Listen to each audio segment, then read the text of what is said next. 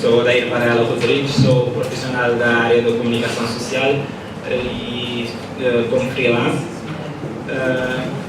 Gostaria de dar boa tarde às autoridades e aos colegas também e aos convidados cá.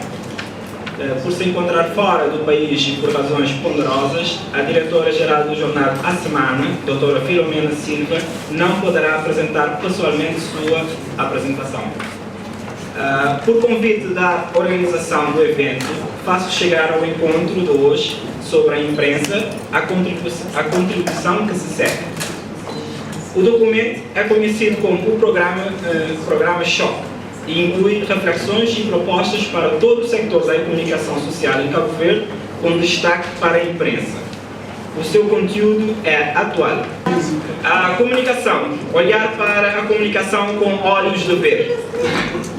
Temos como tema o programa de choque. Projeções não oficiais a que tivemos acesso dão conta de que a televisão de Cabo Verde terá mais público do que a rádio. Esta é uma previsão a partir de 2010. Este facto alterará completamente a realidade atual, que ainda dá primazia à rádio como meio de informação e de animação por excelência.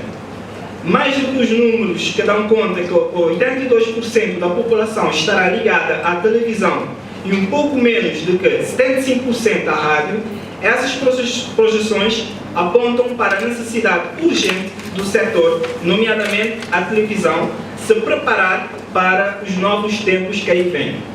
E dizemos porquê. Se fatores vários, entre eles os preços mais acessíveis, determinaram um maior acesso da população ao aparelho televisor, o único canal público até agora a emitir não acompanhou, em termos de produção, a entrada da televisão nos lares cabo-verdianos. Porém, o tipo de serviço é tal que só no país onde os direitos dos consumidores não são respeitados é que se justifica o pagamento de taxas da televisão. As razões para a inexistência de conteúdos e de sinais de apatia que todos nós conhecemos são os equipamentos obsoletos e em quantidade insuficiente. São os recursos para a produção que, por mais simples que pretendam, são dispendiosos. São os profissionais cuja formação de base está muito longe do que é exigida à televisão de um país de desenvolvimento médio. Diante disso, perguntamos: estará a televisão nacional, que tem as obrigações inerentes ao serviço público de informação, preparada para responder à altura a essa constante procura de conhecimento e de informação por parte dos cidadãos? A resposta é não. A nossa televisão pública está longe, muito longe mesmo de cumprir o papel de informar com qualidade, de educar com qualidade, de servir como opção ao acesso ao conhecimento, só para citar alguns exemplos. E não sendo a TCV capaz de responder aos desafios nem do presente nem do futuro, quando for a opção da grande maioria dos cabo-verdianos, o que é necessário fazer para alterar esta realidade? As respostas são muitas, mas podemos sugerir aqui e agora apenas algumas, como formação, formação e formação. Visto que, por melhores que sejam os equipamentos e maiores que sejam os recursos, eles não resultarão nem sem gente capaz de dar corpo a esses instrumentos. Mas as projeções têm guiado essa apresentação, não apresentam desafios apenas à televisão. A rádio, um meio de comunicação que durante tantas décadas tem feito história nessas ilhas, não fosse a tomada da Rádio Barlavento em 1974 um símbolo da determinação dos cabo-verdianos em construir o seu futuro com as suas próprias mãos, tem os seus dias de reinado absoluto contados. Isto, depois de tantos investimentos para chegar a todo o país, levar luz às zonas de sombra, trazer indiretas notícias do mundo. Ou não fosse através da rádio que soubemos que o homem estava na Lua, ou que nas matas da Guiné o PIGC ia construindo a independência de Cabo Verde. Diante dessas projeções, que até podem ou não podem ser oficiais, mas que dão em que pensar, basta notar a determinação dos cabo-verdianos em adquirir um aparelho de televisão, um vídeo e, ultimamente, um leitor de DVD. A rádio, nesse caso, principalmente a pública, pelo serviço que deve prestar por força do seu estatuto, que tem de reavaliar, e reestruturar a programação para entrar na concorrência como um meio de comunicação que ainda tem a imagem e que normalmente reúne toda a família à volta dele. Caso isso não for feito, todo o investimento feito no setor corre o risco de deixar de render. Aqui chamamos a atenção para o facto de que, se destacarmos a rádio pública, isso não quer dizer que o cenário vá significar perdas para o setor privado, que deverá ter em conta a migração do ouvinte para um concorrente que até agora não o considerava. O porquê desta migração?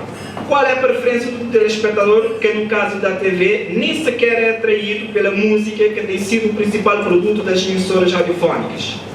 Aqui adiantamos uma possível resposta.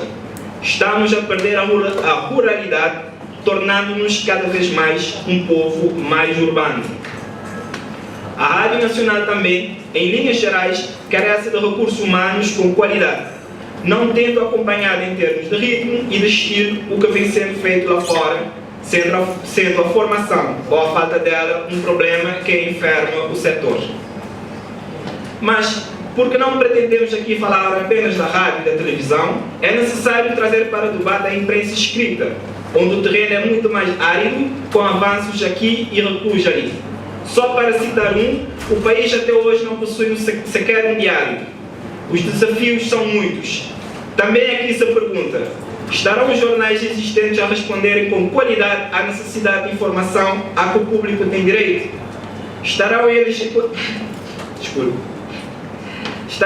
em condições de acompanhar os novos desafios em termos de qualidade e diversidade de informação e de aumentar as suas tiragens num quadro de crescimento de população? Ou sucumbirão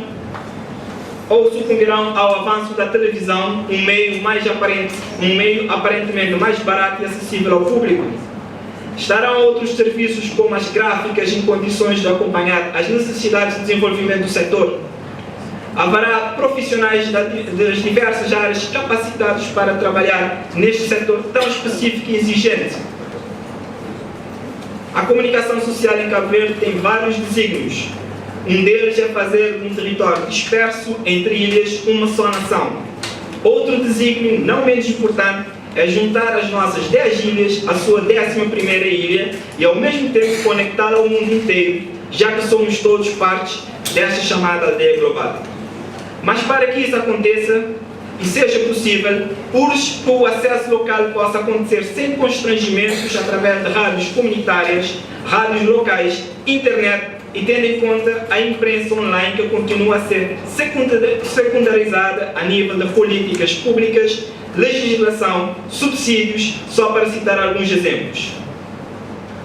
E a nível da informação online, convém destacar a realidade vivida pela agência de notícias, a Infopress, sector que durante longos anos teve o papel de informar os cabo-verdianos sobre o que se passa nas ilhas, na diáspora e no mundo. A Infopress foi praticamente fagocitada pelo jornal Horizonte, sem que isso tenha significado ganhos para o público. É verdade que parte do trabalho que era feito pela Infopress é hoje apresentado ao público através de meios privados de comunicação online, o que, entretanto, não quer dizer que ela seja desnecessária na lógica de desenvolvimento que defendemos para o setor. Aliás, defendemos que um dos lugares onde o Estado deve continuar é na agência de notícias, nem que seja somente para vender informações aos órgãos privados, quer nacionais residentes, quer aqueles da diáspora que não podem estar em todos os lugares. Aliás, no caso da diáspora, só uma agência está no terreno para trazer notícias que para os grandes órgãos parecem pouco importantes, mas que para a diáspora é um sinal de que o seu cutelo, a sua ribeira, marcam presença na tal aldeia global. E dizemos mais, grande parte da falta da performance dos órgãos de comunicação social é consequência dessa apatia da agência noticiosa. Esta, apesar de ter correspondentes em todo o país, já não anda ao ritmo do desenvolvimento que o país conhece em matéria de produção de conhecimentos, nem de cumprir a sua função de unir os cabo-verdianos aqui e além fronteiras. Só para reforçar essa ideia, a agência que hoje tem como parceiros os jornais online não será responsável pelo facto da falta de notícia de Cabo Verde já não ser hoje um problema apresentado aos governantes nos encontros anuais com os representantes na diáspora. mas os problemas que se colocam à nossa comunicação social não são apenas institucionais. Estes, no seu ponto de vista, no nosso ponto de vista, não são difíceis de solucionar, bastando para isso uma clara política para o setor. Um dos problemas que se colocam, e este muito mais grave, é o que se passa no interior dos nossos profissionais. Lamentavelmente, continuamos a viver uma autêntica promiscuidade no exercício da nossa profissão, numa espécie da casa da Irene, onde se entra e se sai com a maior das naturalidades. Qualquer um, com um pouco de boa vontade, vira do dia para a noite profissional de comunicação, algo que se tem proliferado, sobretudo com os órgãos privados, nomeadamente nas rádios, onde os recém-saídos do ensino secundário, em alguns casos nem sequer isso, viram apresentadores de noticiários, repórteres e entrevistadores. Assim, é fácil depois culpar a autocensura pelos problemas do jornalismo em Cabo Verde. Mas mesmo entre muitos profissionais com formação, continuamos a assistir gente que mistura o desempenho jornalístico com o de assessor ou angariador de publicidade, que dá voz a todo tipo de publicidade, num descarado atropelo à ética que deve reinar na profissão. Isto para não falar do plágio descarado de outros jornalistas, sem no mínimo tentar tapar essa indelicadeza citando o nome do autor e da fonte. Respostas acertadas para estas e outras questões aqui levantadas são difíceis se o que queremos nesse encontro é ir para além da mera constatação e da futurologia. Para tal, tornam-se necessários dados que não dispomos. Faltam-nos, por exemplo, estudos sobre a realidade comunicativa em Cabo Verde, estudos que indicariam para cada órgão os constrangimentos, as áreas críticas, os setores que mais carecem de investimento, e isso tendo em conta o desenvolvimento sustentável do setor, para que no futuro próximo deixe de haver cenas caricatas para um país que se quer desenvolvimento médio, como a ausência da televisão num determinado evento por falta de câmara, ou um jornal que deixa de cobrir o acontecimento por simplesmente não dispor de um gravador, ou um jornal que não sai porque não tem papel ou porque a gráfica está variada. Qualquer semelhança com a realidade, todos o sabemos, não é mera coincidência. Junto-se a isso um Conselho de Comunicação Social que deveria ser uma entidade reguladora do setor, mas que na verdade é uma autêntica caricatura daquilo que era suposto ser. Relativamente às informações necessárias para alterar esse quadro, que todos reconhecemos não ser famoso, os únicos dados sistematizados e disponíveis estão num diagnóstico da Direção-Geral da Comunicação Social. Um diagnóstico que mostra um paciente gravemente enfermo, mas que a quem só é receitado não mais do que algumas aspirinas. Diante disso, mesmo que os dados permitam dar ao doente o tratamento que se faz necessário, uma coisa é certa: para grandes males, grandes remédios.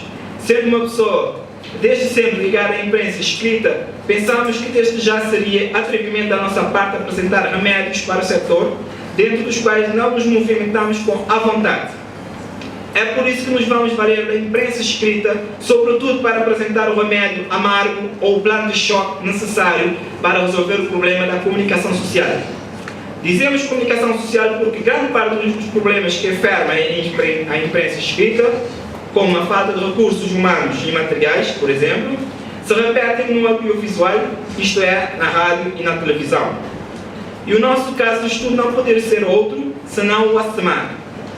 Com 24 anos de existência, somos um jornal privado, sendo há muito, indiscutivelmente, o jornal mais lido no país, hoje com uma tiragem de 5.000 exemplares, avança numa realidade de fragilidade imensa. Faltam recursos humanos no cenário em que o país cresce e os profissionais deste semanário não são suficientes em termos numéricos para cobrir os eventos e os temas que o crescimento do país impõe. Faltam recursos para os investimentos que permitam ao jornal crescer em termos de infraestruturas e equipamentos, sem ter que se comprometer perante a banca. Falta igualmente uma regulação do mercado publicitário para que a prática do dumping não continue a fazer escola, prejudicando aqueles que trabalham e tendo por base o respeito às regras do mercado por um lado e apostam num serviço de qualidade por outro. Ainda na teoria, vejamos exemplos no caso da semana e falando especificamente dos profissionais para o setor, particularmente os jornalistas, o mercado nacional não tem conseguido dar respostas às exigências constantes do setor. Apesar de cada dia os cursos de comunicação social despejarem mais profissionais no mercado, a qualidade desses recém-formados no geral está longe das exigências de um meio com créditos já formados. Paralelamente a isso, a realidade tem mostrado a preferência desses recém-formados por meios como rádios e a televisão, menos exigentes segundo eles, pelo caráter volátil das notícias, do que um meio de comunicação escrito e, sobretudo, tem preferido o guarda-chuva do Estado, onde a rotina reina e a exigência é menos apertada. Num país em vias de se tornar PDM e que anuncia como grande paradigmas o crescimento a 2 dígitos, desemprego de 1 dígito e se quer transformar no Cyber Island, quais são as condições em que os média laboram? Vou resumir. A ausência de uma política clara do Estado para o setor considerado estratégico no mundo de hoje. Falta de regulação. Sinal de televisão que não chega a boa parte do país. Rádio a demandar a digitalização e outros equipamentos modernos já normais em outras partes do mundo. Internet lenta e a preços proibitivos.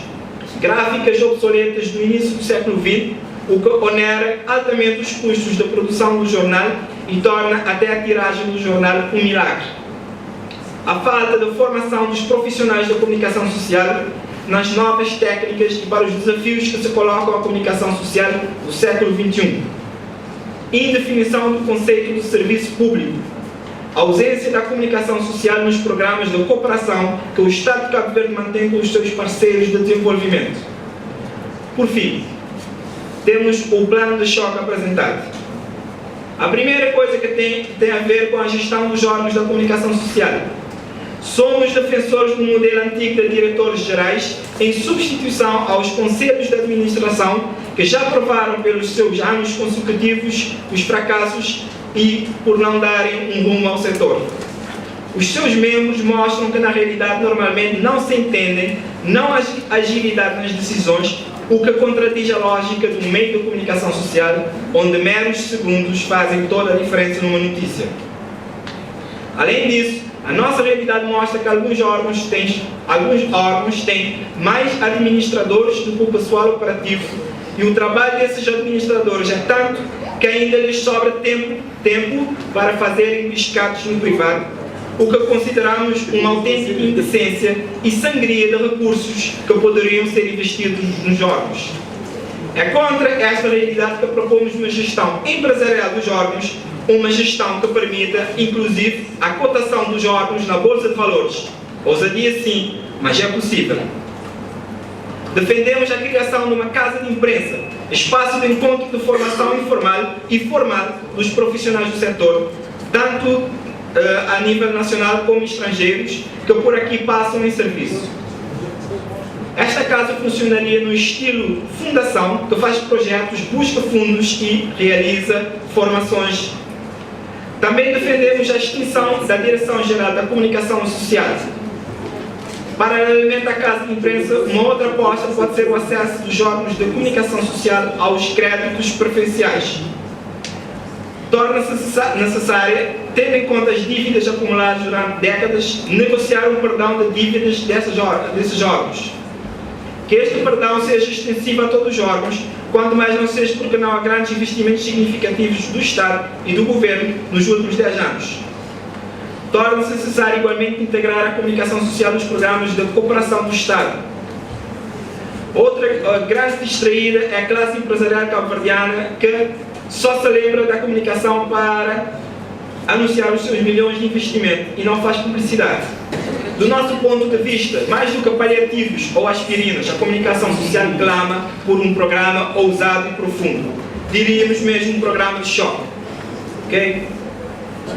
Fazemos questão de destacar que o que aqui adiantamos são apenas pistas do que se pode fazer para mudar de forma radical a realidade medíocre em que está inserida grande parte dos mídias em Cabo Verde. Estas medidas e outras que se fizerem necessárias só serão concretizadas, a nosso ver, a partir de um estudo real do estado das coisas. Estudo esse feito por um consultor internacional, já que é necessário admitirmos não termos técnicos nacionais com competência para fazer o trabalho do género. Muito obrigado. Esse é o texto da senhora Filomena, diretora da Coação.